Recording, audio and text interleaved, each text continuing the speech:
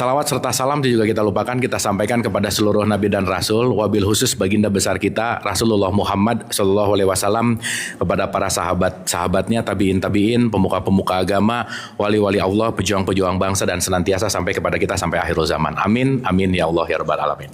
Ibu bapak sehat semuanya? Alhamdulillah. Udah makan siang? Nah, ditonton-tonton lagi nggak yang kemarin? Ya nggak apa-apa ya. Oke, hari ini kita akan agak loncat. Harusnya ini kita akan bahas di sekitar 5 atau 6 pertemuan yang akan datang. Tapi karena pas momennya, mungkin kita akan berbicara tentang perspektif dari konteks yang namanya haji gitu ya. Karena rangkaian pertemuan, tapi mudah-mudahan kita bisa melihat ini dalam dalam hal yang singkat, tetapi nanti kita bisa mendapatkan hakikat gitu. Yang akan kita bahas adalah hakikatnya. Namun seperti biasa, sebelum kita mulai ada baiknya kita hening dulu sejenak untuk hadir utuh di sini saat ini. Kita bisa hadir ke sini karena dilahirkan ibu bapak. Jadi saya rasa yuk kita hening sejenak untuk mendoakan ibu bapak kita. Kita hening sejenak untuk khususon mendoakan orang tua yang senantiasa, mari kita maafkan semua kesalahannya dan kita lestarikan semua kebaikannya. Dan kita doakan siapapun yang terlebih dahulu meninggalkan kita, yang sedang sakit dalam keadaan musibah, khususon kita munajat juga agar siang hari ini kita mudah dilancarkan, dialirkan pengetahuan, pemahaman, dan kesadaran. Santai dan rileks. Al-Hadiniyah.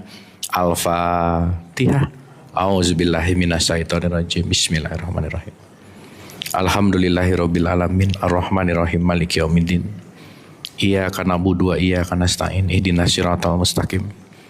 Siratal ladzina an'amta 'alaihim ghairil maghdubi 'alaihim waladdallin. Amin amin amin ya Allah ya rabbal alamin. Ibu dan bapak yang dirahmati oleh Allah, hari ini kita akan bicara dalam konteks esensi. Hari ini kita akan bicara dalam wilayah isi. Jadi kita pelan-pelan, santai, karena mungkin ada beberapa hal yang kita sering dengar dalam konteks kulit-kulit gitu. Tapi hari ini kita akan belajar pelan-pelan, sama-sama belajar ya. Jadi sekali lagi ini bukan yang paling benar, bukan yang paling oke, tapi sekali lagi ini hanya menambah footnote. Footnote itu catatan kaki kecil aja. Mudah-mudahan kita pulang dari sini ada knowledge yang fresh, ada pemahaman yang lebih fresh juga, dan yang paling terpenting bukan hanya tahu tapi kita aplikasikan dalam keseharian. Itu sih yang paling penting. Setuju ibu bapak? Dan ibu bapak ini nggak boleh serius-serius ya, ini wajahnya kayak mau ujian ya, jangan ya. Kayak mau dites gitu. Baik, kita bahas dari hal yang paling simpleksnya dulu ya. Hal yang paling simpelnya dulu. Saya mau bagi dua dulu begini. Selalu akan ada dua akar. Satu, kita bicara dalam konteks ritual. Yang kedua, spiritual. Jadi ritual itu nanti berbicara dalam konteks syariat. Spiritual itu kita masuk ke dalam konteks yang namanya hakikatnya gitu. Ya, jadi nanti kalau di sini ritual itu kita bicara upacara, tapi spiritualitas itu kalau isinya itu kita bicara dalam konteks maknanya. Nah, dalam perspektif saya rasa kita perlu bijaksana untuk menyadari bahwa segala bentuk apapun kalau kita bicara dalam wilayah teologis atau agama, tidak bisa tidak, kata kuncinya adalah meningkatkan value kita sebagai manusia. Betul nggak Bu Pak? Yes. Maka kita udah bahas tuh, ada identitas, ada nilai atau yang disebut dengan yang namanya value. Oke, ada identitas dan ada nilai. Pertanyaan, sebelum orang pergi haji namanya Abu, pulang dari haji namanya Haji Abu. Bisa gitu? Bisa? Kira-kira yang berubah identitasnya atau value-nya?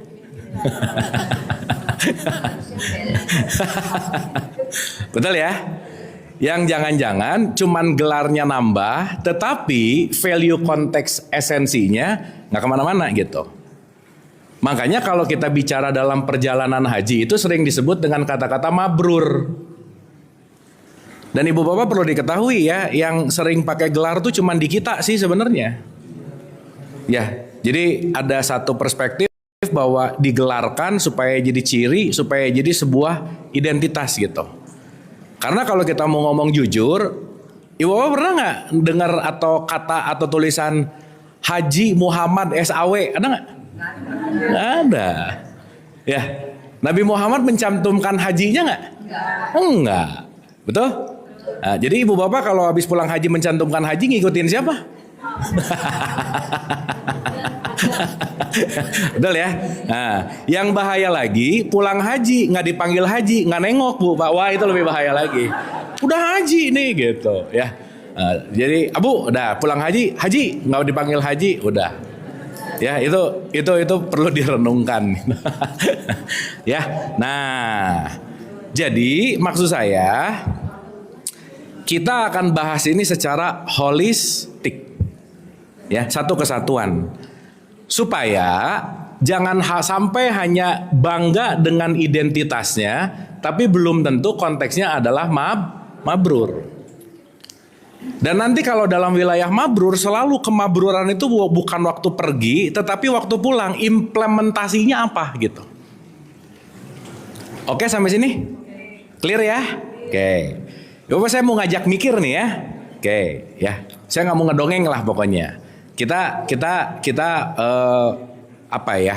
Kita masuk ke wilayah logiknya dulu sebentar, supaya nanti kita ngerti. Oh, maksudnya begini gitu.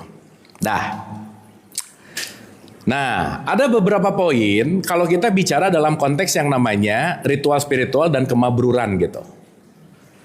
Pertanyaan.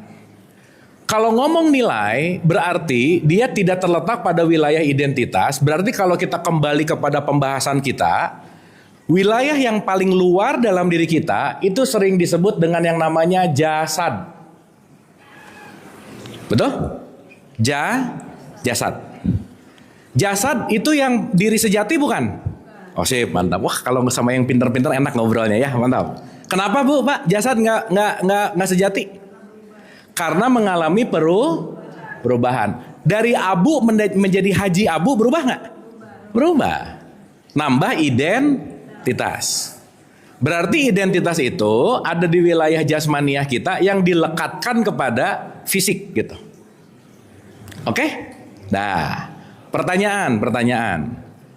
Si jasad ini mau nggak mau, suka nggak suka, dia datang dari implementasi, reaksi, dan proyeksi dari yang namanya jiwa. Karena perilaku itu tergantung dari jiwa kita, maka semua tubuh fisik ini hanyalah instrumen. Oke? Instrumen. Berarti kalau jasad adalah instrumen, jiwa ini justru yang memiliki dayanya. Maka ketika jiwanya tidak dalam keadaan baik-baik saja, instrumen yang namanya jasad melakukan pasti tidak baik-baik saja. Jadi Ibu Bapak mohon maaf nih, ucapan kotor, ucapan kasar itu datang dari jiwa nggak kira-kira? Iya. Berarti kalau ada orang ngomong kasar, ngomong kotor, ngejelekin, lagi bermasalah di dalam jiwa. Sip. Berarti kalau lagi ngomong kasar, kotor, ngejelekin, dia lagi dalam keadaan sakit. Berarti kalau kita diomongin jelek, kitanya ikut marah, dua-duanya sakit. Nah, gitu. Sip ya. Jadi sadarilah kata-kata yang busuk datang dari jiwa yang busuk dalam tanda petik. Ya, maka jiwa ini nanti menentukan si refleksi dari jasad. Tetapi jiwa pun berubah, kata kuncinya ini nanti memang belum sampai sih, tapi intinya diri kita yang sejati itu ada di sini nanti. Inilah nanti yang disebut dengan yang namanya ruh gitu kira-kira. Makanya di surat 32 ayat 9, aku tiupkan ruhku, bagianku. Aku berikan, aku adakan, aku ciptakan, aku hadirkan pendengaran, penglihatan hati, jiwa agar kita bersyukur gitu. Ya, kita udah bahas ini. Sampai sini oke? Clear? Nah, pertanyaan. Mabrur itu wilayah jasad atau wilayah jiwa? Jiwa. Kok ragu-ragu sih? Kemabruran seseorang itu dari jasadnya, dari namanya yang berubah, atau dari perilakunya yang berubah? Perilaku itu ada di jasad atau di jiwa intinya? Di jiwa. Oke? Jadi kalau cuman ganti nama dari Abu jadi Haji Abu, tapi jiwanya tidak memiliki transformasi, maka perjalanan hajinya hanya perjalanan haji secara jasad. Cuman pergi, pulang, selesai. Dapat haji, tenang. Tapi tidak melakukan yang namanya progressing atau peningkatan kualitas jiwa. Nah, saya menawarkan, boleh nggak yang kita bahas bukan ritual konteks jasmaniahnya, tapi perjalanan jiwa secara esensi. Boleh nggak begitu, Bu, Pak? Nah, karena kalau udah di wilayah di sini, ya udah nih. Nanti cuman urusannya ritual. Bahkan mohon maaf harus saya sampaikan, saya terakhir umroh Januari kemarin, haji 2005, dan saya research, saya umroh tuh sering banget ya sebelum 2000 berapa ya, 10 lah gitu ya, sering banget umroh gitu. Tapi yang menarik Ibu Bapak, maaf nih, yang melakukan itu kebanyakan pokoknya ngikutin tradisi, ngikutin dogma, ngikutin doktrin, tapi nggak ngerti buat apa gitu. Yang penting datang tawaf, udah baca ini, udah sa'i, udah tahalul, udah selesai, jumroh, iya udah. Tapi begitu ditanya, emang ini maknanya apa? Udah pokoknya gitu aja. Akhirnya dia melakukan olahraga, melakukan ritual upacara raga, tetapi jiwanya nggak terkoneksi gitu intinya. Makanya Ibu Bapak maaf ya, maaf. Korupsi kira-kira hal-hal mabrur atau nggak mabrur? Ada nggak gelarnya haji tapi korupsi? Ada aja, jangan banyak, ada aja. Dan penyumbang kuota haji terbanyak dari mana coba? Tapi korupsi banyak nggak di sini? Berarti banyaknya jumlah Pak Haji dan Bu Haji belum tentu menentukan satu wilayah ini memiliki konteks yang namanya keislamian gitu kira-kira. Sip? Oke. Saya mau nanya dulu. Yang pernah umroh, Cung? Yang pernah umroh? Dah. Yang sudah haji, Cung? Oke, berarti kan ada yang belum ya? Jadi saya cerita apa dan lain-lain saya detailkan gitu. Oke. Ibu Bapak berangkat umroh, berangkat haji, waktu berangkat kira-kira gara-gara ikut-ikutan atau gara-gara paham yang mana?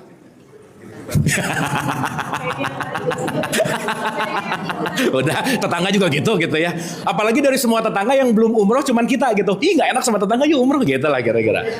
Jadi memang rata-rata ditekan sama sosial sih ya, rata-rata. Oke. Saya mau bicara dulu dari terminologi bahasanya. Ya. Hajj, satu, itu artinya datang. Dua, artinya menghampiri. Tiga, tamu bisa pendatang. Nah, tiga, itu menuju bisa.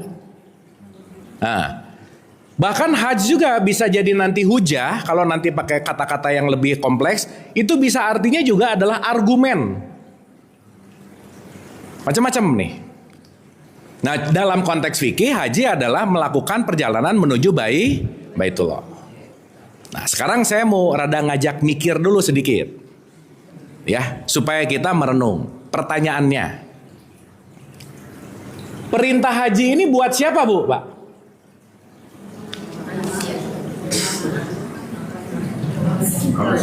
Perintah haji ini kira-kira berkaitan sama identitas atau sama nilai? Nah, yuk kita buka ya. Ini kita bicara dalam konteks dari mana ya mulainya? Surat 3 aja deh, boleh. Surat 3 ayat 96. Contoh nih. Surat 3 itu Ali Imran. Auzubillahi minasyaitonirrajim. Bismillahirrahmanirrahim. Surat 3 ayat 96 itu ada kalimat gini. Inna awala baiti, sesungguhnya rumah pertama yang dibangun untuk manusia, rumah yang pertama dibangun untuk manusia ialah Baitullah. Cuman diterjemahkan yang ada di Bakah dalam kurung Mekah. Kata Mekahnya tuh nggak ada sebetulnya dalam teks aslinya. Oke? Yang diberkahi dan menjadi petunjuk bagi seluruh alam. Bagi seluruh apa? Oke, berarti ini kita bicara seluruh alam. Dah. Kita bahas dulu sedikit. Kalau Allah itu adalah sumber, kita sebut aku satu. Percikannya itu kita sebut aku dua. Jiwa kita sebut aku tiga. Maka aku satu, aku dua, dan aku tiga dikasih wadah namanya aku empat. Sampai sini oke? Oke? Pertanyaan. Allah dekat apa jauh? Dekat atau dekat banget? Berarti kalau Allah dekat banget, mau menuju Allah perlu jarak nggak? Nah, betul? Berarti kalau pakai logika, saya mau ketemu Allah perlu naik pesawat sekitar berapa jam, ribuan kilometer, masa Allah ada di tempat yang jauh? Itu satu. Betul? Sip? Contoh-contoh. Doa di depan Ka'bah sama doa di Ciputat yang didengerin Allah yang mana?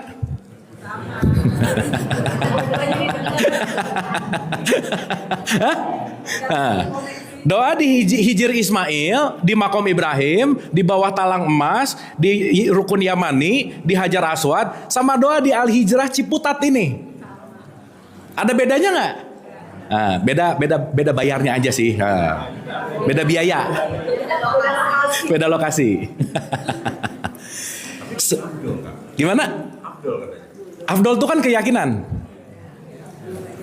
Betul nggak? Keyakinan yang diyakini, di mana keyakinan yang diyakini belum tentu kenyataan. Ibu bapak maaf ya, ibu bapak mau doa di depan Ka'bah, tiap hari nanam melon, pengen keluar durian, doa di depan Ka'bah, ya Allah keluarkanlah durian, nggak akan kejadian ibu bapak. Betul nggak? Sampai sini oke? Oke. Berarti kalau kita ngelihat nih, 57 ayat 3, Al-Baqarah 186, 58 ayat 7, 50 Qaf ayat 16. Oh banyak banget lah. Semua ayat-ayat ini lagi ngasih tahu tentang alamatnya Allah ada di mana. Dia bersama kamu di mana saja kamu berada. Kalau kamu berempat, yang kelimanya aku. Kalau kamu berenam, yang ketujuhnya aku. Kalau kamu berdelapan, yang kesembilannya aku. Al-Baqarah 186 dikatakan, kalau hamba-hambamu bertanya tentang aku, sa'alaka ibadi, jawab, aku ini qorib alias dekat. Jadi Allah dekat nggak? Berarti orang yang sekarang pergi ke Mekah nyari apa?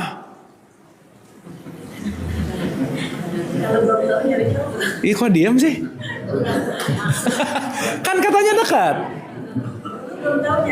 Oh, dulu belum tahu nyarinya ke situ gitu. Ya nggak apa-apa sih, boleh-boleh aja.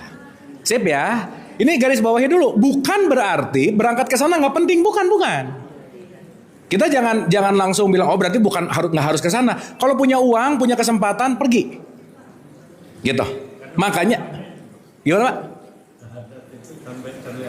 Sampai haji ya? Betul. Tapi nanti kita ngerti, ternyata haji ini bukan hanya wilayah pemberangkatan secara ritual, tapi justru yang jauh lebih penting adalah menghajikan diri menuju kepada spiritualitasnya. Dan nanti kita akan ngerti bahwa perintah haji ini, yuk lanjut. Sampai sini oke dulu? Make sense nggak? Oke ya? Jadi Allah dekat apa jauh? Berarti ke Allah nggak perlu jarak dong sebetulnya. Karena keterpisahan dari Allah itu bukan urusan letak geografis, bukan. Karena satu, kesadaranmu tidak hadir. Kan yang sering saya contohin, suami istri lagi makan deketan. Secara jarak cuman beda satu kursi, berapa senti.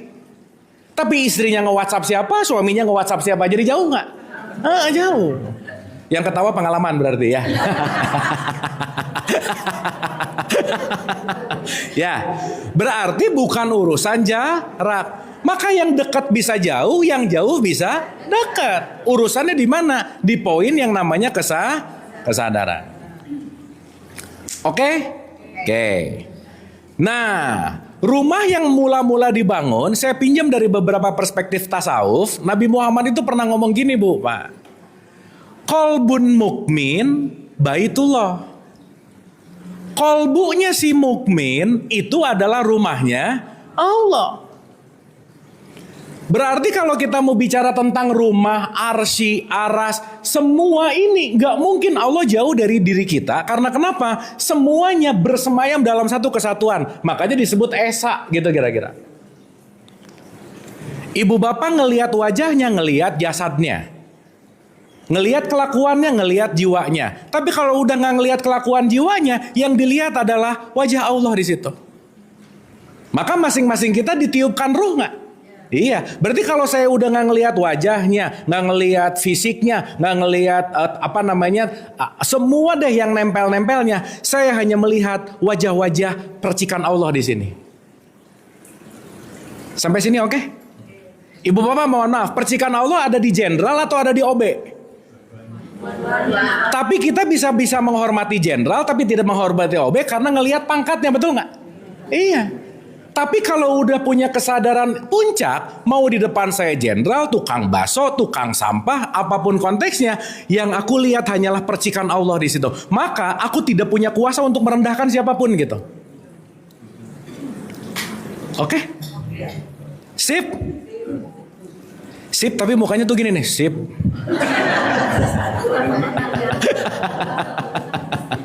Ya, makanya Al-Baqarah 115 jadi nyata ketika sadar kemana saja kamu menghadap, di situ wajahnya Allah. Wajah itu appearance itu adalah mawujud.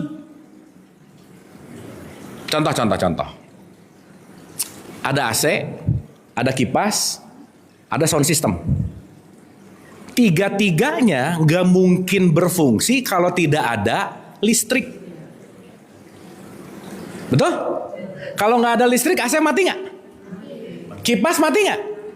Sound system mati nggak? Berarti kalau kita mulai menyadari, oh di situ ada listrik, di situ ada listrik, di situ ada listrik. Inti semua ini yang kita lihat adalah listrik sebetulnya. Cuman listriknya nggak kelihatan, mau wujud menjadi AC, kipas, sound system.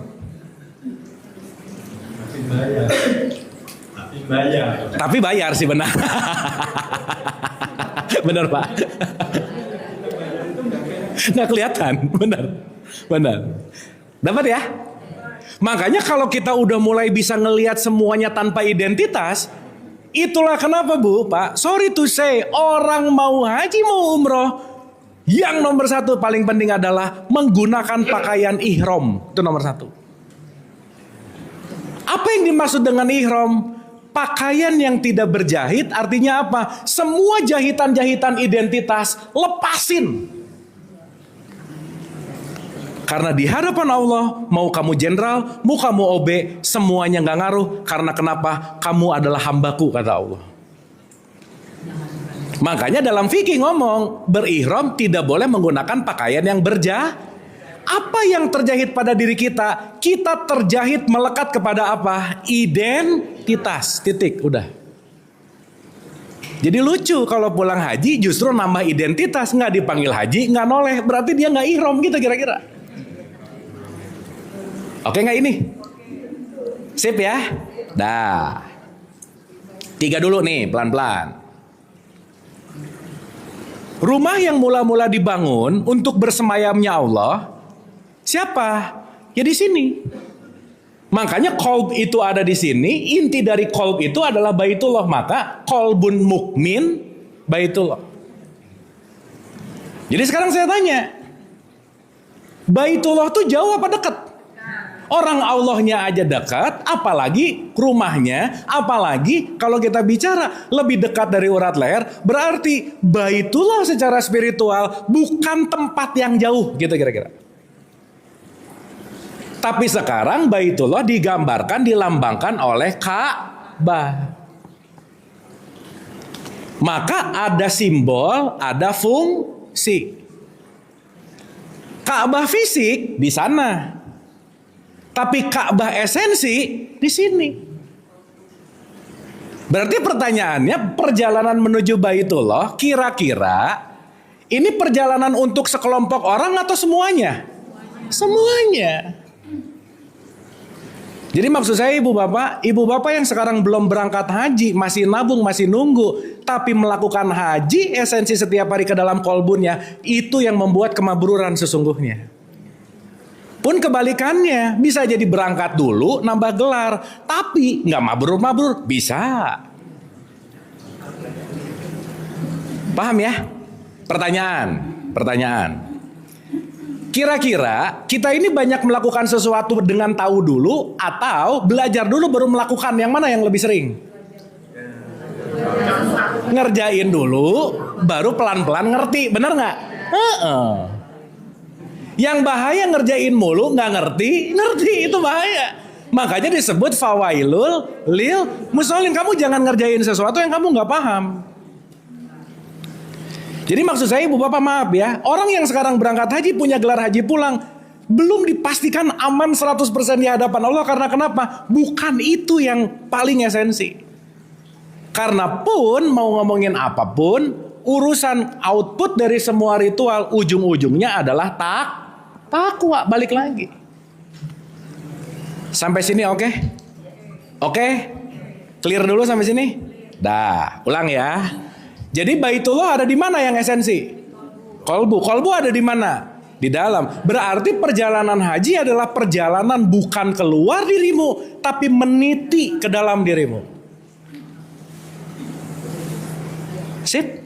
Berarti perlu melampaui biologis, perlu melampaui psikologis, sampai masuk ke dalam konteks kesadaran. Tubuh fisik dilampaui ke jiwa, dilampaui ke kesadaran. Kalau udah masuk ke kesadaran, perjalanan menuju aku satu nanti, itulah yang disebut perjalanan haji secara hakikat. Jadi orang yang suluk, bahasa sufinya, orang yang melakukan perjalanan, bahkan dia bisa lebih haji daripada orang yang sudah berangkat haji. Walaupun dia belum melakukan ritual haji. Ada satu kisah Bu, Pak. Ini saya ngedongeng dikit ya. Di satu masa ketika musim haji, ada seorang laki-laki di daerah Damaskus yang istrinya lagi mengandung. Intinya, istrinya ini pasti Bapak sering dengar lah, ingin masakan tetangganya gitu kira-kira. Pas dicek ternyata masakannya dari dalam tanda petik ya kotor dan seterusnya lah gitu. Intinya orang yang tetangganya ini miskin lah gitu intinya. Nah si orang ini mengurungkan niat haji untuk ngebantu tetangganya supaya dia bisa makan, supaya dia bisa membersihkan atau membangun rumahnya. Pokoknya hidupnya oke. Akhirnya dia tidak berangkat haji. Tapi akhirnya ketika ada satu kisah bahwa dikabarkan justru orang yang berangkat nggak ada yang mabrur. Yang mabrur adalah orang yang tidak berangkat karena dia melakukan haji yang sesungguhnya menolong tetangganya. Gitu kira-kira.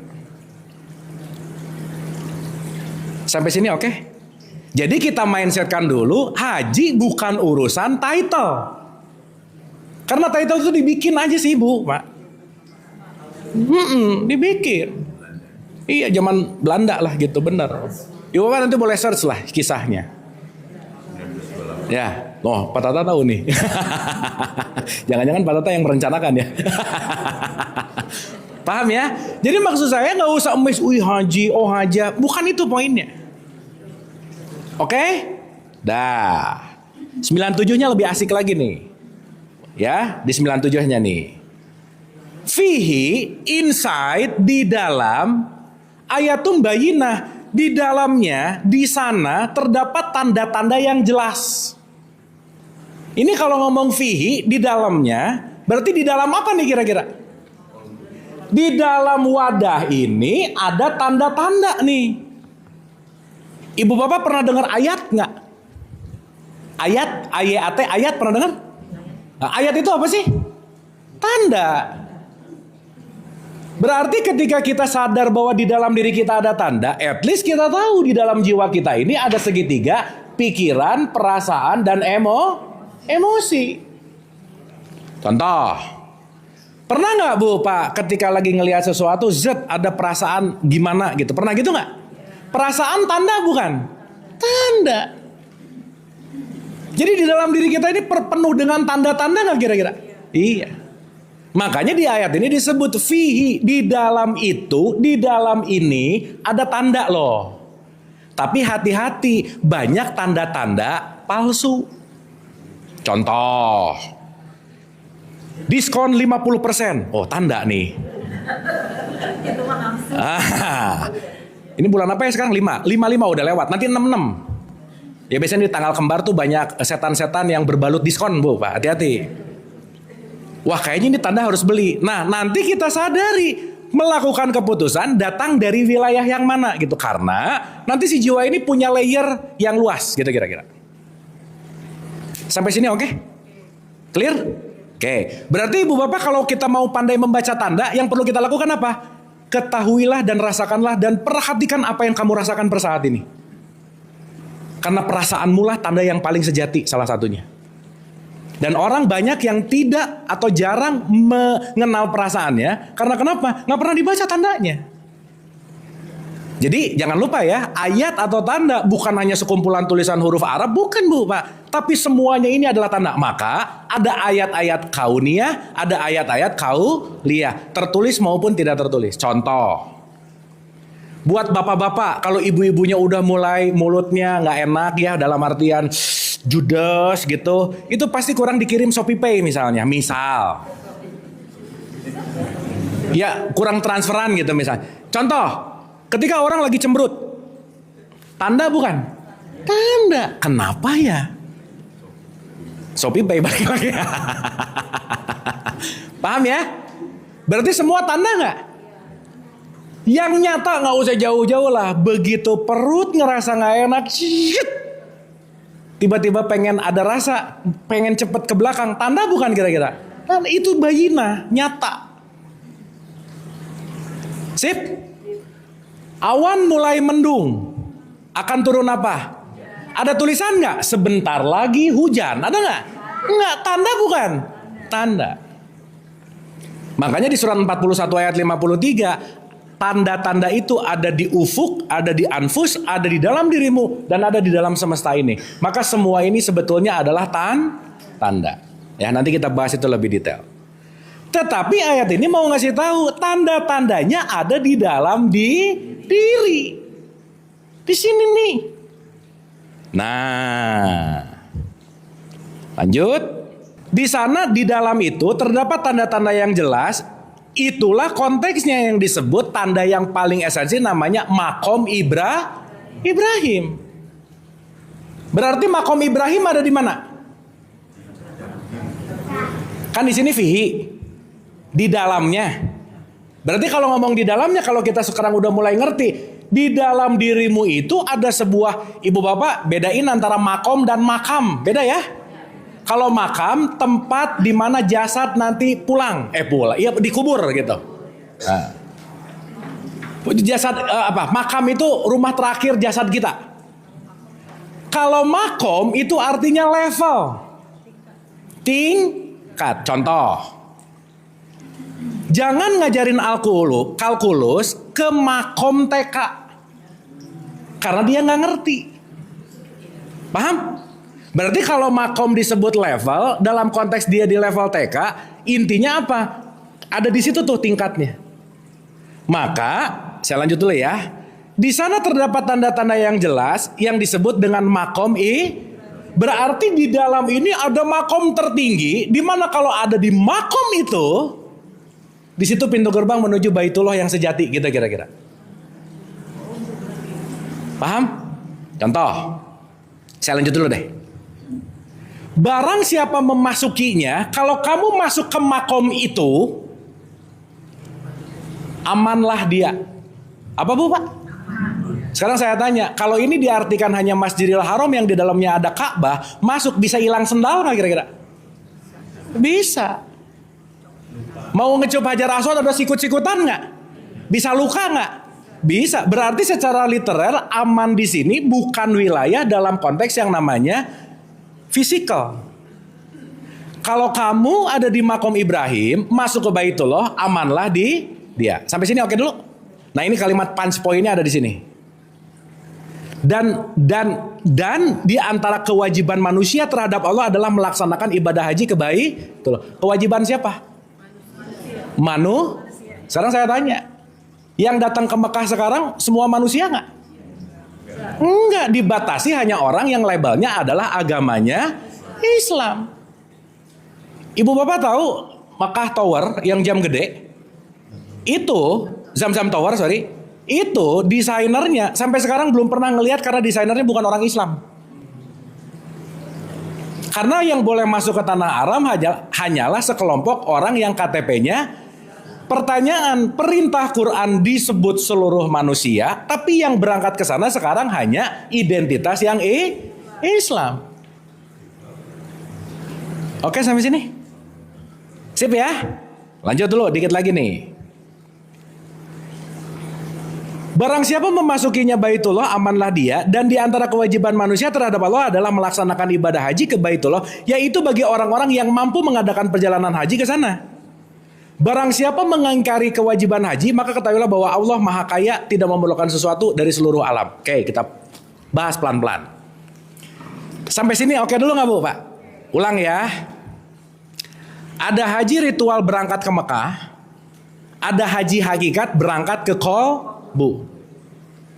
Dua-duanya tidak bisa dinegasikan. Jangan berpikir ini nggak penting, yang paling penting ini. Bukan itu poinnya.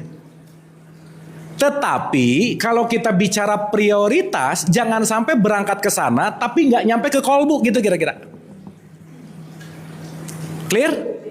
Berarti kita mau menembus dinding jasmania, dinding jiwa kita, untuk menuju kembali kepada esensi yang inilah yang kemarin kita sebut sebagai yang namanya fitrah. Berarti kalau kita bicarakan dalam konteks yang namanya Ka'bah itu, makanya ibu bapak, tubuh fisik itu disimbolkan sebagai masjid namanya.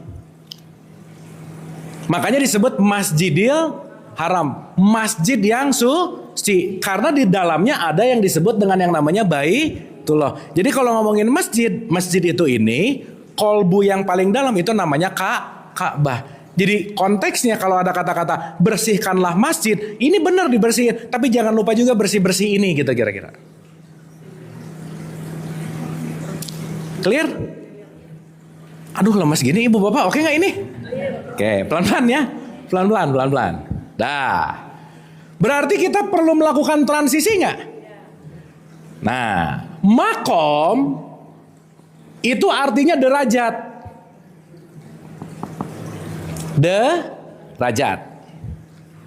Derajat yang paling rendah disebut namanya basyar. Ini nanti 18110 nih. Atau surat berapa ya? 7176. Kamu punya pendengaran, kamu punya penglihatan, kamu punya hati, nggak dipakai. Apa bedanya kamu sama binatang ternak? Itu basyariah adalah makom yang paling rendah. Tapi jangan lupa Bu Pak, di surat 6 ayat 54 Allah menyatakan dirinya, akulah kasih sayang. Maka tertinggi dari tertinggi seseorang hamba ketika memiliki sifat yang namanya welas asih, kasih sayang. Maka itu dari kata abu atau sumber, rahim itu adalah kasih sayang. Maka Ibrahim adalah orang yang menyatukan dengan sumber kasih sayang, makanya disebut makom Ibrahim. Sampai sini oke? Oke? Contoh. Ibu bapak jangan seringlah pertanyaannya. Pernah ketemu orang nyebelin nggak? Sering. Begitu nyebelin, kesel, mau marah, tapi sadar bahwa daripada marah, mending saya maafin. Gak jadi marah dan gak jadi mencela dan gak jadi berbuat keburukan. Itu kita kembali kepada makom yang namanya welas asih. Ingat 4 stadium penyakit hati Bu Pak? 1 iri, 2 benci, 3 dengki, 4 dendam. Kalau udah di level 4 dendam, udah pasti susah menuju kepada makom Ibrahim gitu kira-kira. Paham? Makanya Ibrahim disuruh menyembelih Ismail. Ismail itu apa? Hartamu, jabatanmu, apa yang kamu cintai. Supaya apa? Supaya tidak melekat kepada yang namanya kemelekatan yang di level yang paling rendah. Jadi sebenarnya mau ngomongin haji kita harus bahas kurban dulu sih. Jadi ini kita loncat sedikit nggak apa-apa lah. Jadi besok waktu nyembelih hewan bukan hewan yang dipotong. Jangan lupa sembelih juga sifat hewan-hewan di dalam diri kita gitu loh Bu Pak.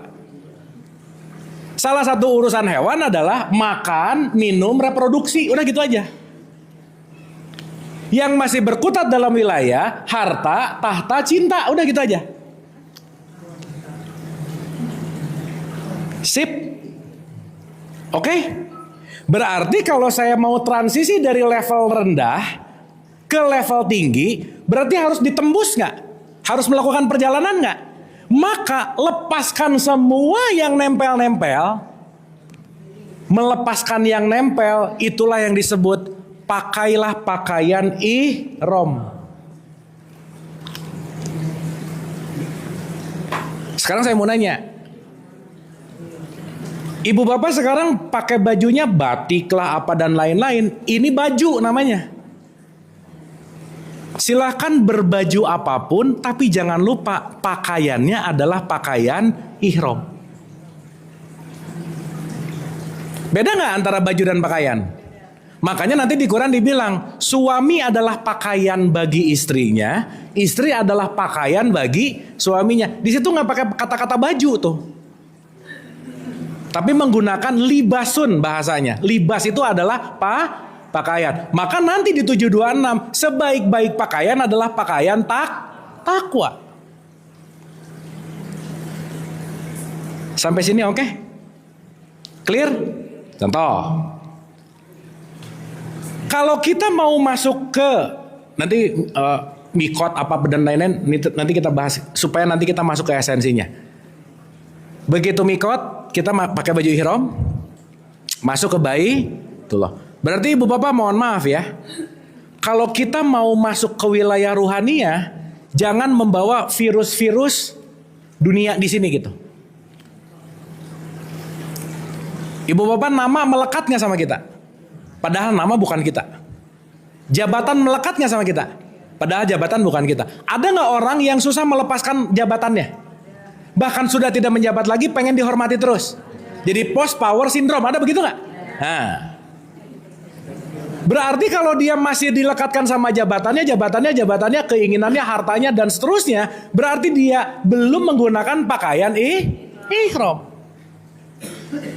Ini mau masuk masjid aja di depan ada kata-kata batas suci. Lewat dari batas suci, kamu di sini nggak ada jenderal, nggak ada kopral, nggak ada tukang apa. Semuanya hanyalah hamba Allah percikan ruh yang semuanya sama rata tanpa dibeda-bedakan oleh identitas gitu kira-kira. Mau jenderal kesiangan Jumatan, tetap di belakang bu pak, di kakinya kopral tuh bisa. Betul nggak?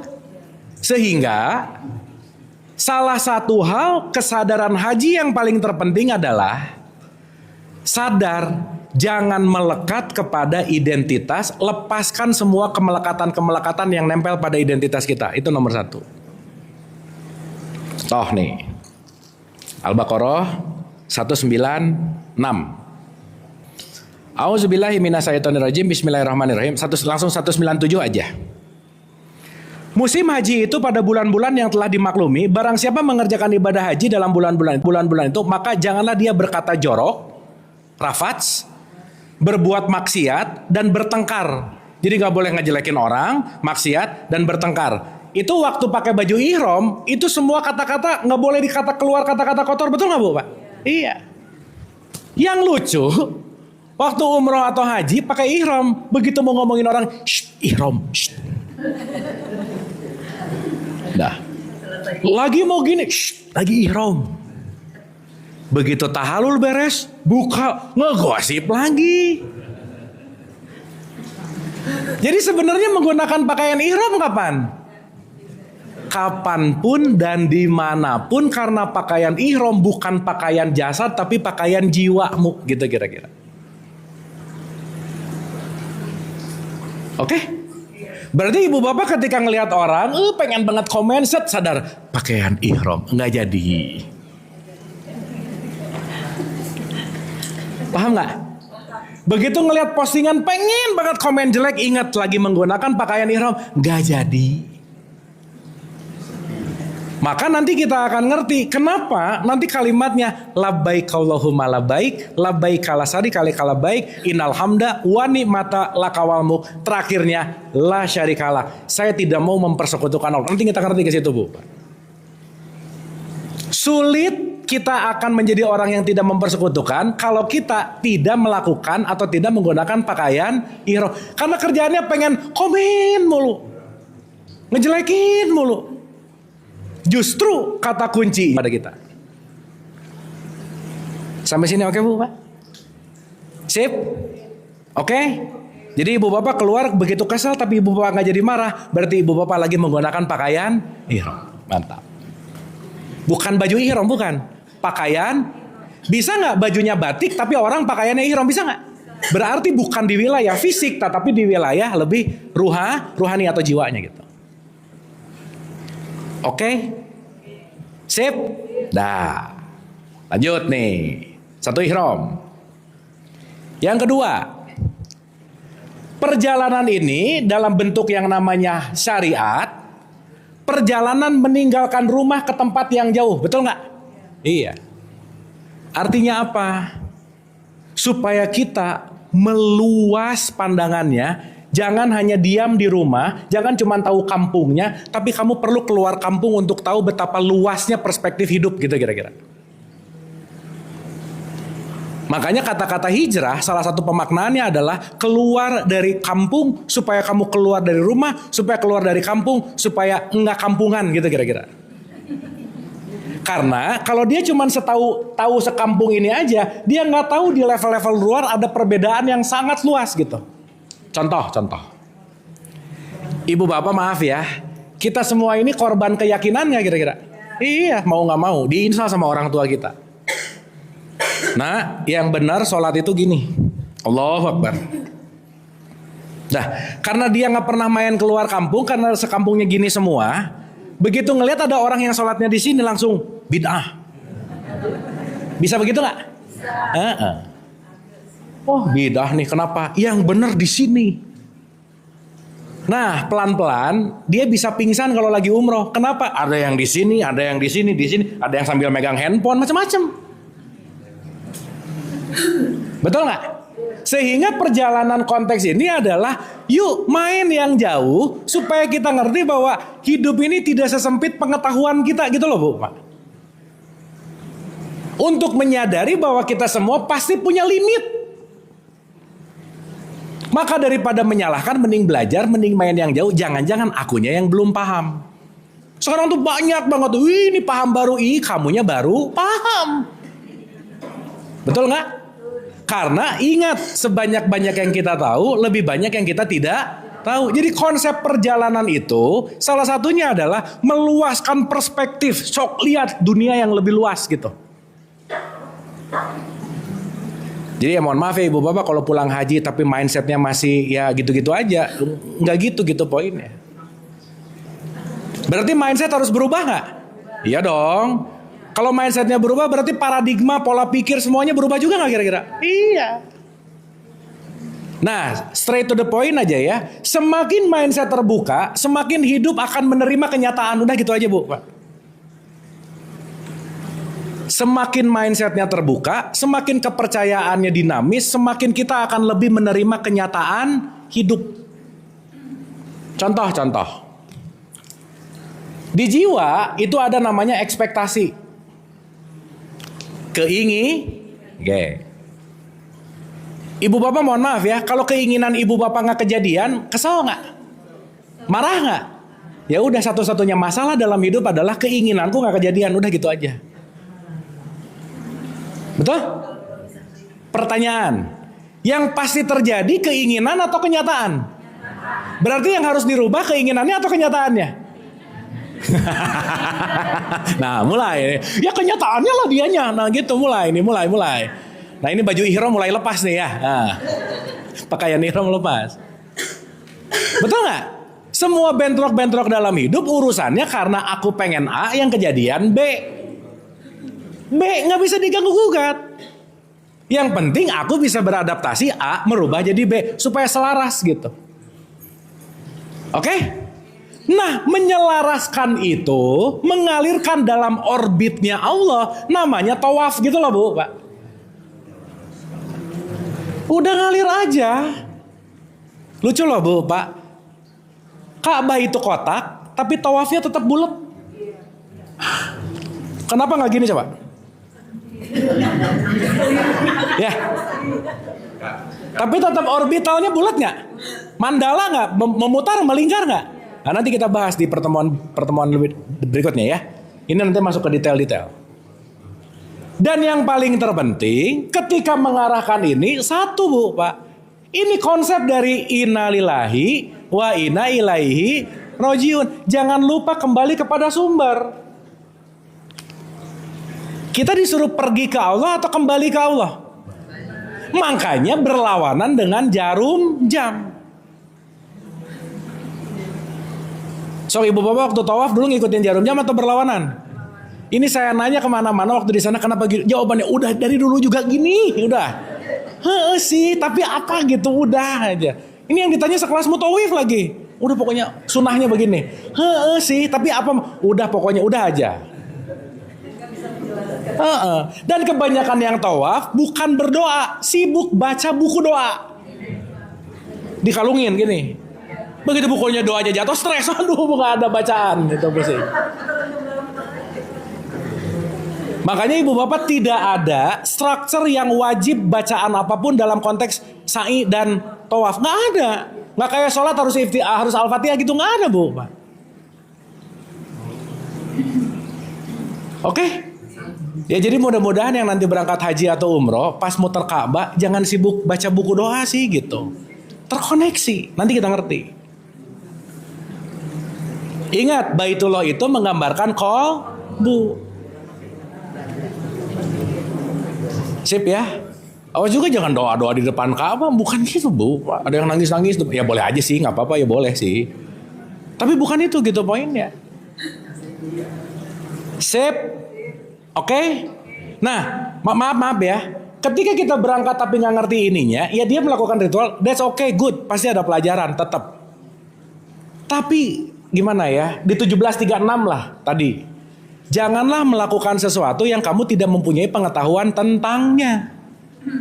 Yang akhirnya datang ikut-ikutan muter-muter, ikut-ikutan lempar-lempar, ikut-ikutan bermalam di sini, ikut-ikutan gimana. Tapi pulangnya ngapain? Nggak tahu, saya cuma dapat kelelahan tubuh. Capek. Itu namanya wisata gitu. Cuman pindah tempat. Gitu ya. Tapi kan lucu ya ibu bapak nyampe sana tuh, aduh itu obral pahala banyak bu pak. Di Masjidil Haram 100.000. Iya loh bu pak. Ibu bapak saya ada kejadian lucu nih ya. Ingat ya kan kita segala sesuatu jangan lupa. Jangan sampai tidak menggunakan akal. Nih. Memang pahala itu bagus memotivasi. Good. Biar bangun 100.000. Oke. Tapi kalau kita nyari-nyari pahala terus. Jadi ujung-ujungnya dagang sama Tuhan gitu loh bu pak. Transaksi. So kalau 100.000 pulang, waduh ini nggak sholat 10 tahun juga aman. Udah 100.000 di sana kan nggak gitu. Saya pernah punya teman umroh, Kang ayo biar nanti di Bandung nggak usah sholat. Kenapa ini 100.000 nih lumayan katanya. Ya nggak gitu juga kali konsepnya gitu. Enggak. Contoh. Ibu bapak tahu ya Masjidil Haram itu selalu ada perluasan. Sekarang mau diperpanjang 3 km ke arah, wah top aja udah. Nah, saya tuh termasuk yang rada sering umroh dulu lah. Termasuk. Jadi, saya pernah nanya ke mutawif nih. Ini bagian dalam Masjidil Haram, ini bagian luar. Di sini ceritanya. Ini nanya sekitar tahun 2000 berapa ya? 2005 tuh saya haji. 2003. Sorry. SMP berarti 97-an lah. Ya pokoknya sekitar 97 aja. Saya tanya. Nah. Ya, waktu sangat muda ya. Nah, saya nanya bu pak di tahun ini di umur saya SMP lah gitu. SMA. Soalnya udah bisa mikir dalam waktu itu. Saya nanya ke mutawif, Yai, kalau ini batas Masjidil Haram, kalau di dalam berapa pahala? 100.000. Oke, kalau di sini 1. Kenapa? Ini batasannya, ini di sini. Jadi kalau di sini 100.000 kurang 1 langkah 1. Oh ya udah. Oke. Masuk. Dah. 3 tahun berikutnya perluasan bu pak di sini. Masjidil Haram diluasin. Nanya ke mutawif yang sama. Yai, kalau di sini berapa? 100.000. Di sini 1. 3 tahun yang lalu beda. Iya, karena ini udah diluasin. Oh, saya punya kesimpulan. Berarti yang menentukan pahala Menteri PU-nya Arab gitu kira-kira. Nah, jadi dia yang nentuin lah gitu kira-kira. Kan yang nggak gitu juga gitu maksudnya. Jadi jangan sampai ke sana nyari pahala aja, nyari ini, ngumpul-ngumpul. Ya please deh, itu cuman motivasi supaya kita mau melakukan sesuatu yang berubah dan berbeda di rumah gitu kira-kira. Oke Bu, Pak? Sip ya? Jadi waktu berangkat ada perlunya nggak kira-kira? Satu, ketika kamu berangkat 9 hari atau 30 hari, sebisa mungkin jangan melakukan hal yang sama ketika lagi ada di rumah. Kenapa? Kamu melakukan sesuatu yang di luar kebiasaanmu supaya kamu melakukan sesuatu yang tidak dalam konteks yang namanya habits gitu kira-kira. Contoh. Ini sih kalau, profesor saya tuh nulis buku sadis judulnya Bu, Pak. Bukunya rada kontroversi, judulnya gini, Mekah seperti Las Vegas sekarang. Iya, kenapa? Karena di situ sudah, Ibu Bapak kalau keluar dari Masjidil Haram, mau parfum, mau apa, udah lupa tuh semua, blast gitu. Karena sudah menjadi luxury gitu. Sekarang saya tanya, maaf ya, contoh nih, supaya nanti kita ngerti, kenapa pergi ke sana juga ada pentingnya gitu. Tapi jangan sampai berangkat nggak ngerti gitu kira-kira. Contoh. Kalau saya tiap hari di Jakarta kerja, bangun kerja, saya jadi habits dan melakukan otomatis nggak kira-kira? Dah selesai. Berarti untuk merubah karakter habit saya perlu melakukan sesuatu yang di luar kebiasaan. Bahasa anak-anak sekarang healing. Oke? Nah, salah satu metodologi yang terbaik konteksnya ketika kita mau keluar dari kebiasaan lama, ya keluar rumah. Salah satunya umroh dan haji. Berarti melakukan hal yang berbeda dari sini nggak kira-kira? Ya Ibu Bapak maaf banget ya, kalau di Jakarta shopping, datang ke sana shopping, apa bedanya? Di sini selfie, di sana selfie, apa bedanya? Betul nggak? Jadi cuma pindah tempat sholat, pindah tempat bobo, tapi habits barunya nggak dapet gitu kira-kira. Jadi berangkat ke sana salah satunya untuk apa? Untuk melepaskan habits lama, pulang comeback, new habits, itulah mabrur, kita akan masuk kepada kesadaran yang lebih baik gitu loh. Oke? Aduh diam gini Ibu Bapak, oke nggak ini? Asar jam berapa ya? Masih oke. Ya saya suka ini nih di sini ya, ngeliat-liat jam. Oke Bu Pak? Clear ya? Berarti ulang nih. Barang siapa memasukinya, Maqam Ibrahim, menjadi amanlah dia. Kira-kira memasuki Maqam Ibrahim, langkah gini, atau merubah pola perspektif kesadaran yang mana? Kesadaran. Nah, ini untuk diketahui nih. Orang-orang yang masih didominasi oleh kebinatangan fisiologisnya, level terluar dalam kondisi jiwa itu disebut amarah. Apa Bu Pak? Pokoknya marah gara-gara dia. Beli gara-gara dia. Ngapa-ngapain gara-gara dia. Berarti kita didrive, dikontrol oleh reaktif gara-gara faktor eksternal. Coba Ibu Bapak renungin deh. Berapa persen yang kita beneran pengen lakukan dibandingkan dengan keharusan sosial. Coba dicek aja. Ya, beli kenapa? Tetangga juga beli. Ke situ kenapa? Orang lain juga gitu. Makan kenapa? Nyari yang rame. Bener nggak? Orang juga ke situ gitu.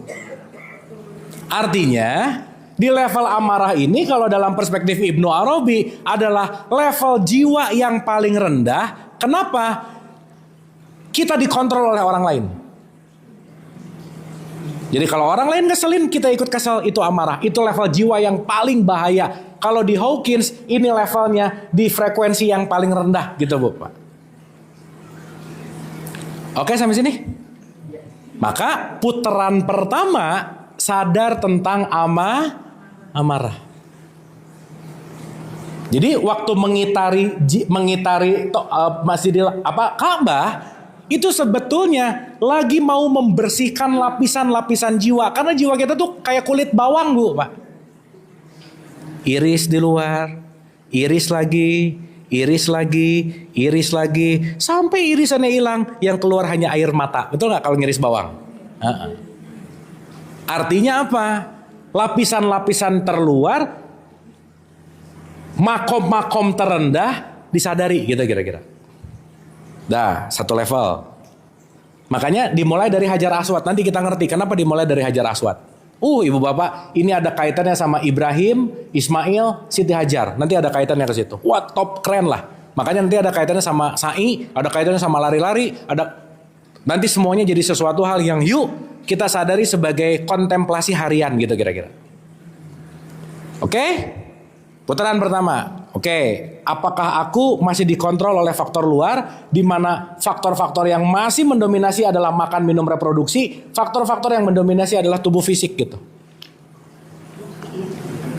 Nah, putaran kedua ini mulai nih ada masuk ke level namanya lawamah.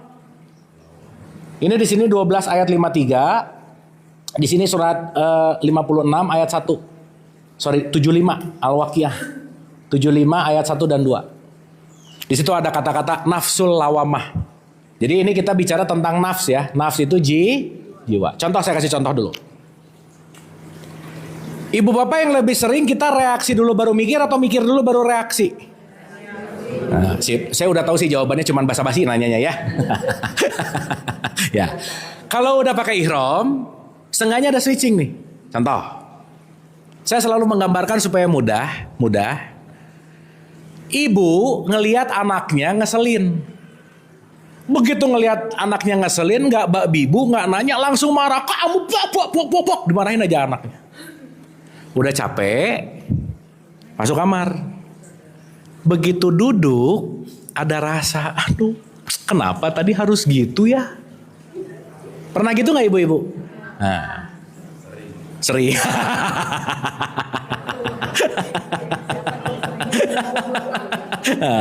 Ya, kayaknya kalau yang jawab suaminya ini bukan anak ya, ke suami kayaknya ya.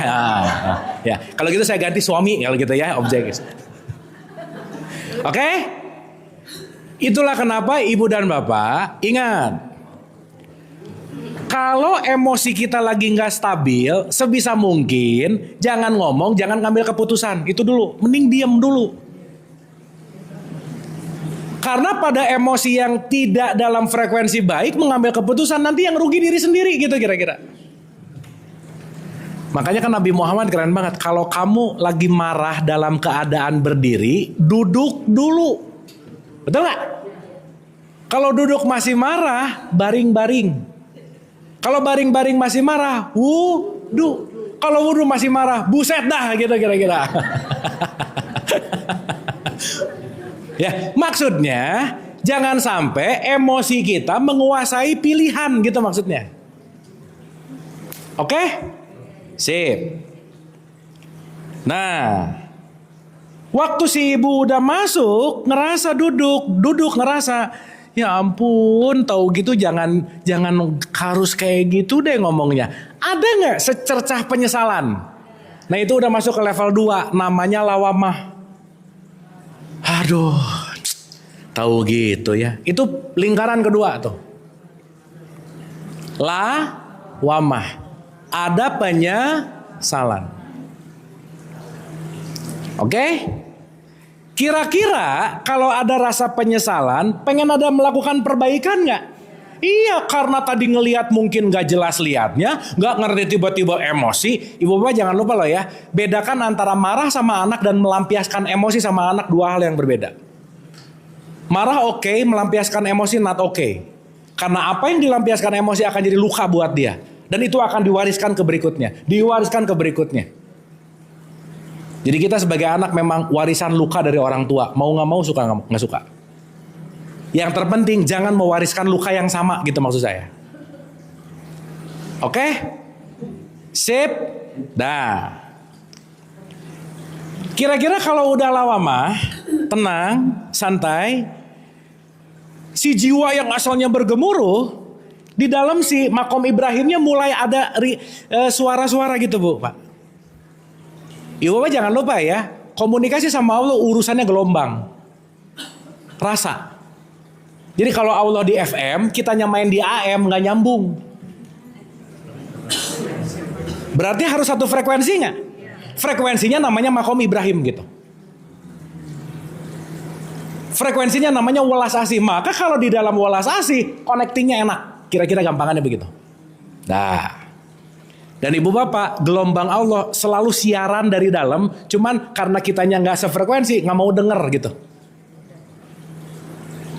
Makanya Nabi Muhammad mendapatkan wahyu ketika semua frekuensinya tenang. Di tempat yang tenang, dirinya juga tenang.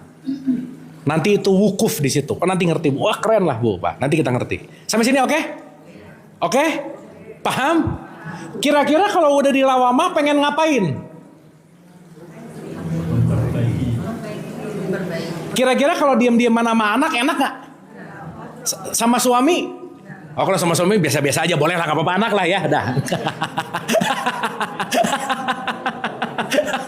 Ya. Oh, tidur di luar ya Pak ya. Oke. Keluar tuh. Kayaknya aku harus minta maaf deh. Oke? Kalau ibu bapak udah ada rasa kayaknya aku harus minta maaf deh, berarti udah mulai kebuka tuh stage dalam konteks level ketiga namanya mulhamah. Udah mulai mau mendapatkan ilham. Yo, jangan lupa ya, hanya orang-orang yang pakai ihram lah yang bisa mengatakan kayaknya aku yang salah deh. Kayaknya aku yang gak bener deh. Apalagi urusan-urusan orang tua sama anak. Orang tua tuh paling anti ngomong aku yang salah, anti aja udah. Makanya Ibrahim disuruh menyembelih nanti kita ngerti itu. Ingat ya ibu bapak ya, Ibrahim ini sosok yang tidak mau ngikutin bapaknya. Kenapa? Karena bapaknya gak mengikuti Allah gitu. Jadi maksud saya, tidak semua orang tua layak diikutin gitu kira-kira. Jadi kalau ada anak yang membangkang, nomor satu pikir, jangan-jangan saya emang orang tua yang tidak layak diikuti. Gitu Bu, Pak, maksud saya. Jadi yang durhaka anak apa orang tua? Dua-duanya. Awas nih. Ini ada jurus ayat orang tua itu surat 17 ayat 23 Bu, Pak. Janganlah kamu mengatakan jangan membentak. Kan di 17:23. Berbuat baiklah, janganlah kamu mempersekutukan Allah dan berbuat baiklah kepada dua orang ibu bapamu dengan sebaik-baiknya. Jangan mengatakan jangan membentak, jangan mengatakan perkataan yang kotor gitu kira-kira. Saya mau nanya, ayat ini buat ibu bapak atau buat anaknya? Nah, suka lupa ibu bapaknya juga anak dari ibu bapaknya kan? Benar nggak? Jadi maksud saya, maaf nih saya ulang-ulang nih. Anak nggak boleh membentak, tapi orang tuanya juga jangan mancing-mancing gitu loh. Bisa nggak anak membentak gara-gara dipancing sama orang tuanya? Jadi yang durhaka siapa? Udah langsung to the point aja, aku gitu ya. Paham Bu Pak? Sip? Nah, mulhamah mulai putaran ketiga. Jadi kan di sini kalau mau ketemu Hajar Aswad tuh nanti ada doanya gini, Robbana atina fid dunya hasanah wa fil akhirati hasanah wa qina. Nanti kita paham apa Robbana atina fid dunya hasanah wa fil akhirati hasanah, nanti kita ngerti. Ya. Dah.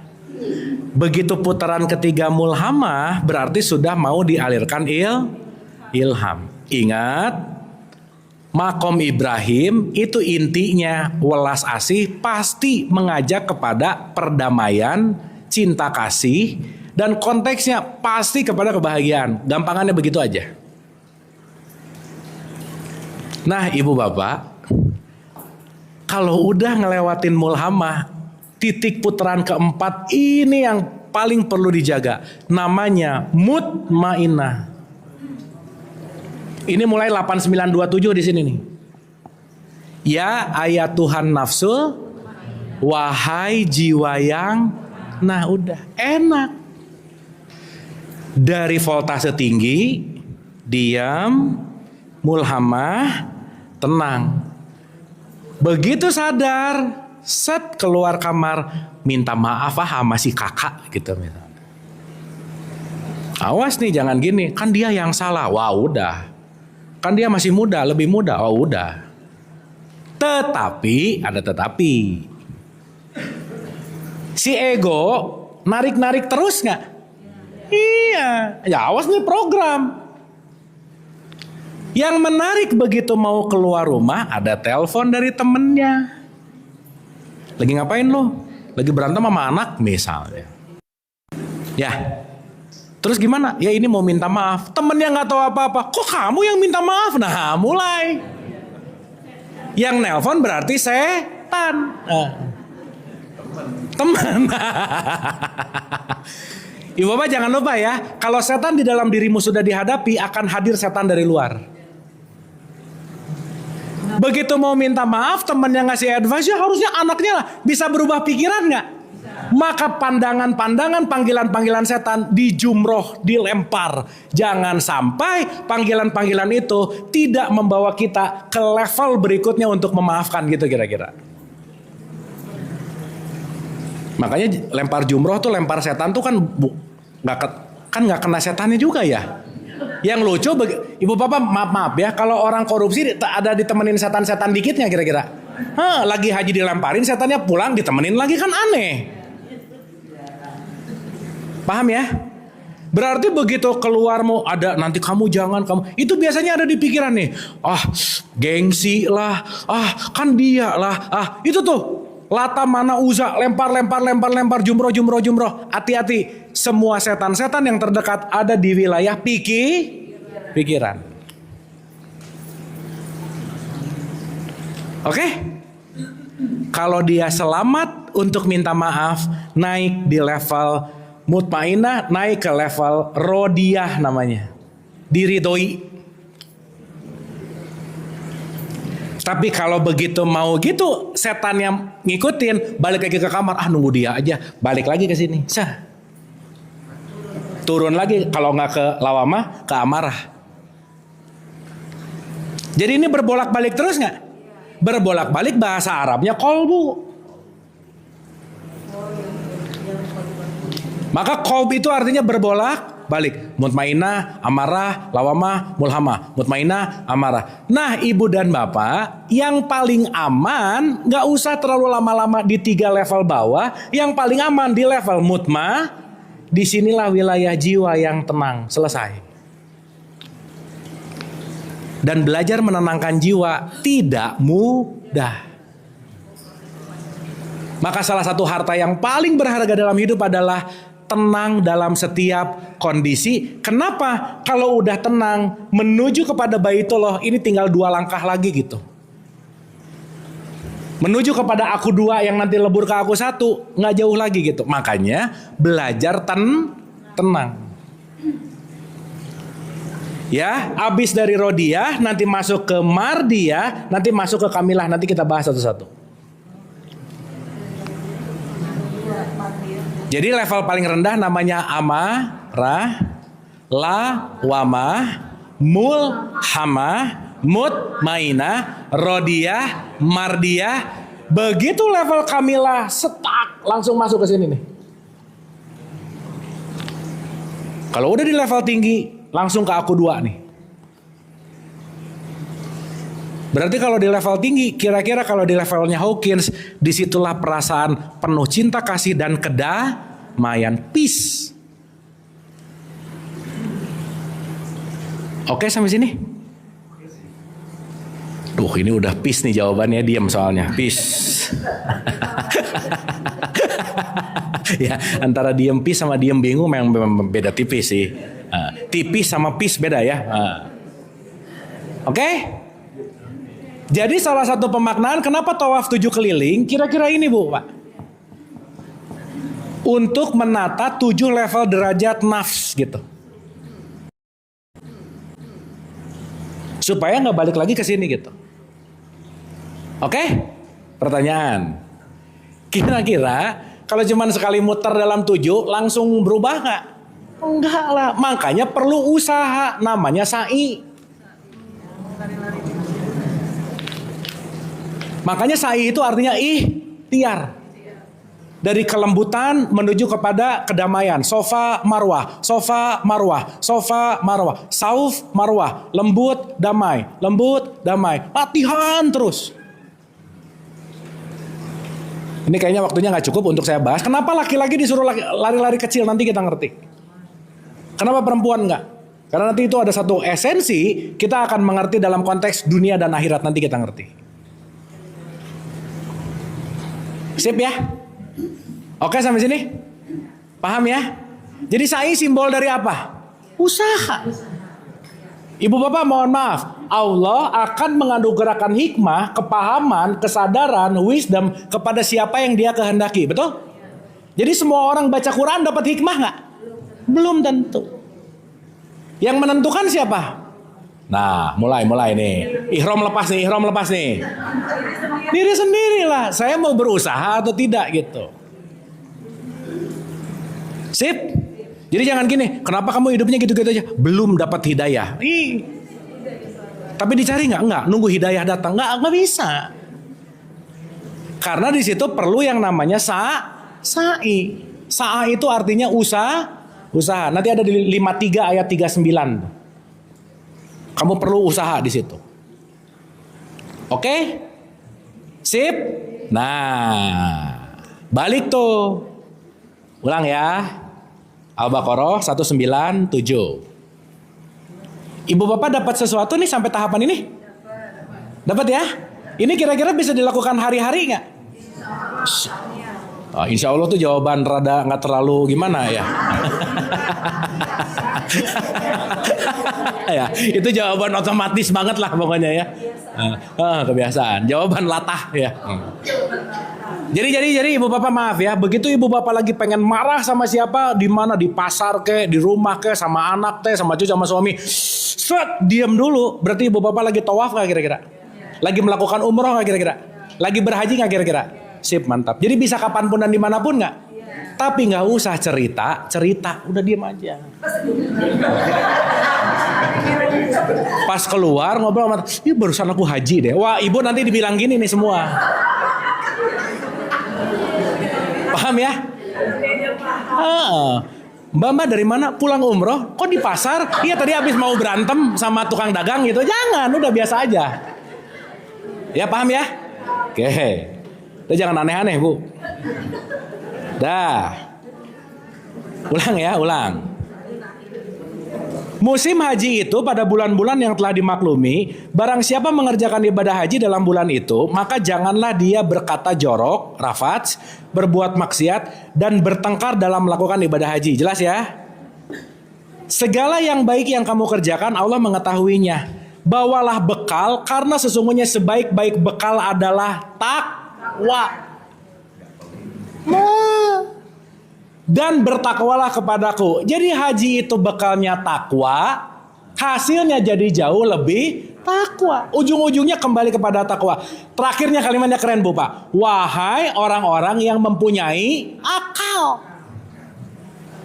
Yang mempunyai apa? Berarti dipakai nggak? Kalau dipakai berarti paham. Jadi bekalnya adalah takwa untuk menghasilkan kita lebih takwa. Sip? Oke? Jadi haji yang penting dolarnya atau takwanya? Dua-duanya, nggak bawa dolar real susah mau beli apa? Ini suka aneh-aneh ah. Ini kalau mau berangkat kan harus ada juga uang ya bener nggak? Tapi jangan lupa kata kuncinya adalah Nah beres dari sa'i nih. Di situ simbol takwa yang nomor 1, jangan melekat kepada apapun, namanya tahallul. Dibersihkan. Karena simbol rambut ini simbol quote and quote kotoran-kotoran pikiran. Tapi anyway ibu bapak, saya kemarin baru retret Waisak ya. Teman-teman di Buddhis pakai baju ihram tiap hari, botak tiap hari loh bu, pak. Iya loh, dia lebih umroh tiap hari loh. Dipikir-pikir, lepasin lagi. Kemana-mana pakai baju ihram, meskipun orange sih. Iya, tapi esensinya pas saya tanya, Bante kenapa dibotakin? Supaya nggak banyak pikiran katanya. Ya quote and quote ya. Kenapa bajunya gitu-gitu aja? Supaya kesederhanaan. Supaya tidak dilekatkan oleh merek gitu. Dahsyat loh bu, pak. Dipikir-pikir kalau saya kemarin umroh cuma sekali 2 kali, ini hampir tiap hari loh. Ini lebih haji dari haji saya rasa gitu. Pas Sofa Warma mau keluar out di situ tuh, di pintu di pintu sa'i, ada tahalul nggak? Tahalul artinya lepaskan gunting kelekatan-kelekatan. Inilah dalam bahasa Ali Imran 134, pandai menafkahkan hartanya baik lapang maupun sempit gitu. Artinya betul tadi, jangan pelit. Nggak melekat. Jadi jangan sampai berangkat umroh pulang botak tapi pulang pelit gitu Bapak, jangan. Wih, abis umroh botak tapi pelit gitu, jangan. Sip ya, kan sekarang satu helai jadi dibotakin semua helai, ya oke lah.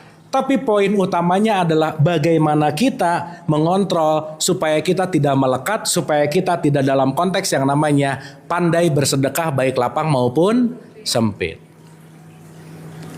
Oke? Sip ya? Kontrol amarah ada di sini nggak? Iya.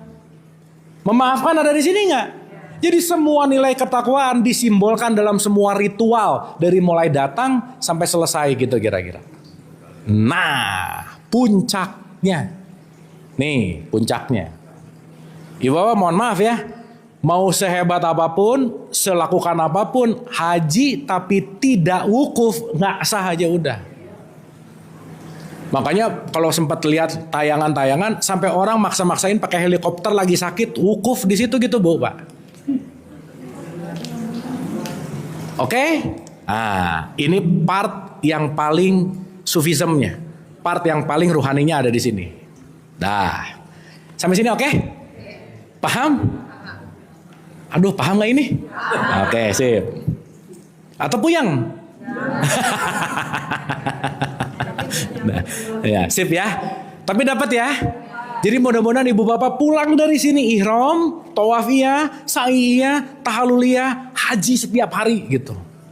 Jadi jangan kecil hati meskipun gelarnya belum haji, tapi mudah-mudahan udah mabrur di hadapan Allah gitu loh Bu, Pak. Sip. Nah, nih. Ibu bapak, gelombang aku dua itu selalu dikotori oleh gelombang yang namanya jiwa, pikiran, perasaan, emosi. Ininya sibuk ditambah dengan tubuhnya sibuk, ini nggak kedengeran gitulah kira-kira. Oke? Berarti kita latihan yang harian aja dulu. Bentar lagi ada panggilan Allahu Akbar, disuruh sholat atau terhubung ke aku dua. Maka kalau aku mau terhubung kepada Allah, nomor satu, tubuh jangan ngapa-ngapain, namanya tumak ninah. Diem. Ibu bapak kalau lagi sambil jalan, belajar. Kira-kira lebih khusyuk mana, lebih gampang mana ketika duduk memperhatikan atau lagi jalan-jalan? Diem. Makanya Nabi Muhammad waktu di Gua Hiro kakinya bengkak.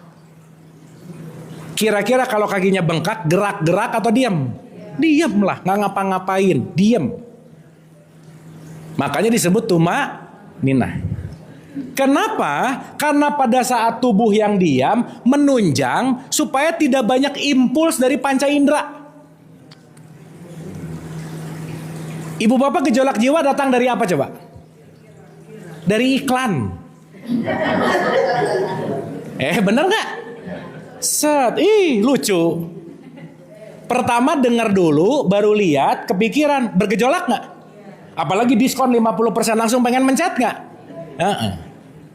Berarti gejolak aku 3, jiwa, pikiran, perasaan, emosi datang dari aktifnya pendengaran, penglihatan, perasaan, perabaan, penciuman.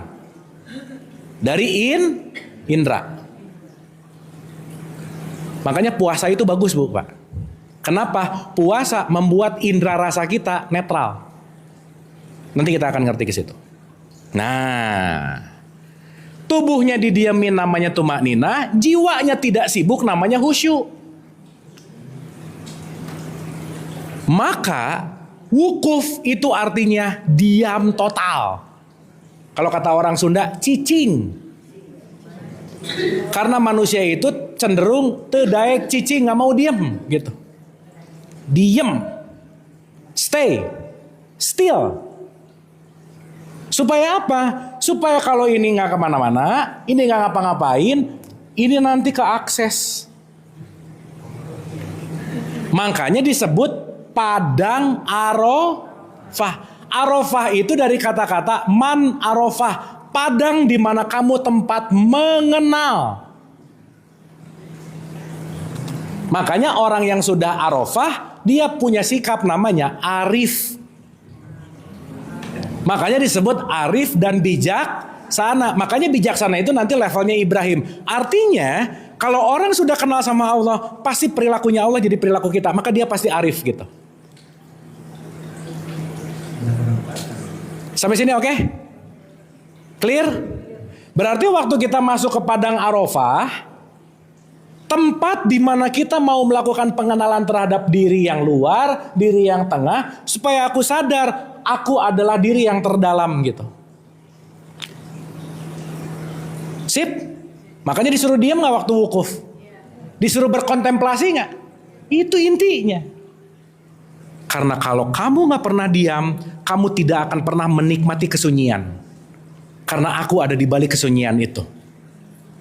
Karena aku ada di balik kata-kata, karena aku ada di balik huruf, karena aku ada di balik makna. Kamu harus suwung, masuk ke dalam kesuwungan, isi, baru kamu kosong, baru kamu akan terisi, gitu kira-kira.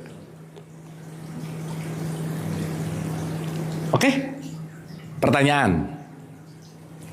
Berarti kalau yang disebut padang Arafah ini, itu letak geografis atau kondisi? Berarti dimanapun ibu bapak bisa merefleksikan apapun untuk mengenal Allah dalam kondisi apapun. Di mana-mana padang Arafah nggak kira-kira? Termasuk mohon maaf ya, ibu bapak kira-kira dari tadi kita ngobrol sampai sekarang ada sedikit enlighten nggak kira-kira? Ada sedikit pemahaman nggak kira-kira? Di tempat ini kita sekarang lagi sama-sama ingin mengenal Arafahnya Allah, betul nggak? Berarti ini bisa disebut quote and quote sebagai padang Arafah nggak kira-kira? Tapi nggak usah cerita. Awas. Ibu dari mana? Pulang dari padang Arafah. Wah, di mana padang Arafah? Ciputat tuh. Udah selesai. Stres. Paham? Jadi bumi Allah luas, setiap incinya bumi padang Arafahnya Allah nggak kira-kira? Karena Allah di mana saja kamu nah gitu kira-kira.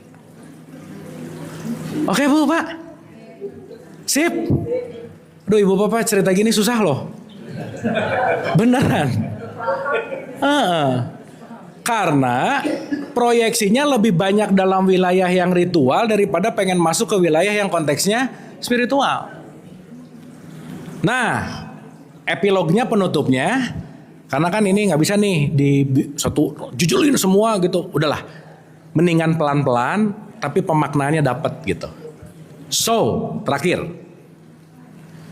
menjadi mabrur adalah berpindah dari aku 4 ke 3 ke 2 dan membiarkan aku 1 yang terus mengalir. Artinya apa? Setidaknya kita melakukan sesuatu dengan kesadaran, bukan dengan kebiasaan. Itu 1. Bukan karena ego, bukan karena nafsu, tapi karena aku yang memilih. Aku punya kuasa atas memilih. Sip ya? Nah, terakhir saya mau bicara, at least ibu bapak, yuk, saya ulang-ulang ini ya, ibu bapak jangan bosan aja. Salah satu indikator parameter orang yang mabrur adalah tidak lagi terbelenggu oleh aku 3 di level-level rendah.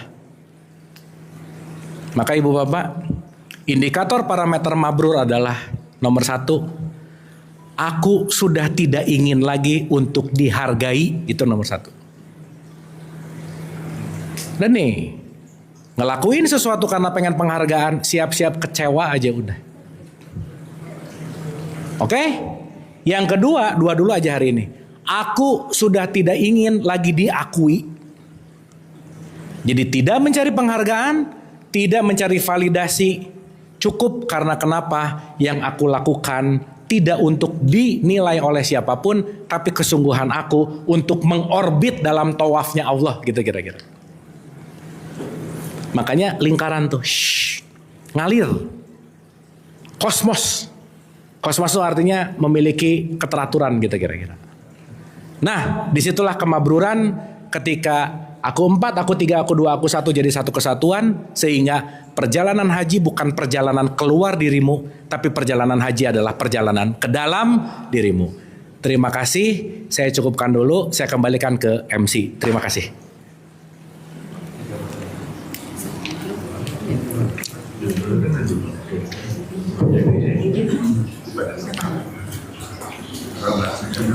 Terima kasih.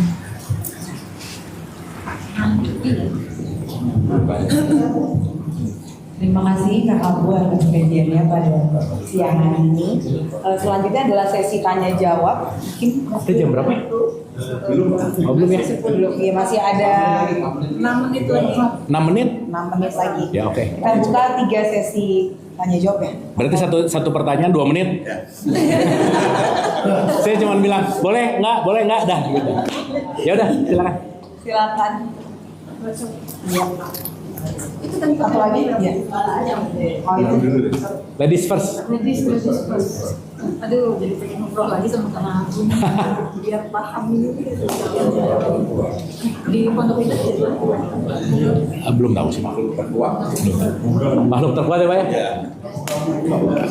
Daripada aneh-aneh mending kalah Pak. Apalagi nomor 2. Nomor 2. Perempuan dan nomor 2. Salam Ibu. Iya Ibu. Kan kita kalau sholat sunnah subuh atau istirahat subuh itu karena Allah hadiahnya adalah haji dan umroh. Iya. Nah itu berarti bagian dari sebagian kita pribadi itu setelah saya tahu ini berarti Allah menuju yang ke ini tadi ke mutmainah ya. Betul. Dan kita harus menuju ke sana. Betul. Itu bagaimana? Supaya habis subuh tuh langsung kerja nggak tidur lagi gitu loh Bu. Ya, itu kan sholat itu hadiahnya itu kan. Betul. Nah, jadi kita nggak harus menuju ke sana ya, diri kita sendiri. Betul. Harus seperti bermainah ya, menuju ke kaki sapu. Mantap. Wah, top banget Ibu. Kita tepuk tangan dong, ini keren banget. Ibu pemahamannya udah bagus, jawabannya benar, top. Boleh pulang Bu, silakan. Keren Ibu, mantap Bu. Assalamualaikum. Salam. Mangga Pak. Penjelasan yang sangat gamblang, bulat kami, tetapi saya jadi ada berarti semua usaha adalah harus kita yang memulai itu. Apakah nanti kalau saya berhasil misalnya itu tidak memancing kesombongan saya, sehingga saya merupakan perkenannya. Jadi tidak supaya tidak jadi sombong. Jadi sombong dalam konteks apa Pak? Karena kan semua ini usaha kita. Oh iya. Oke. Sudah berhasil nih. Oke.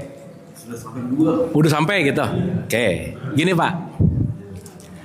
Terima kasih. Sesaat usaha di aku 4 kita lakukan, nanti pindah ke aku 3, kita akan menyadari bahwa disitulah output dari yang namanya inna solati wa nusuki wa mayaya wa mamati lillahi rabbil alamin. Aku 3-nya nggak ada lagi Pak. Jadi sudah tidak ada kata-kata aku berhasil, nggak ada. Kenapa? Karena yang memperjalankan ini semua hanya Allah gitu.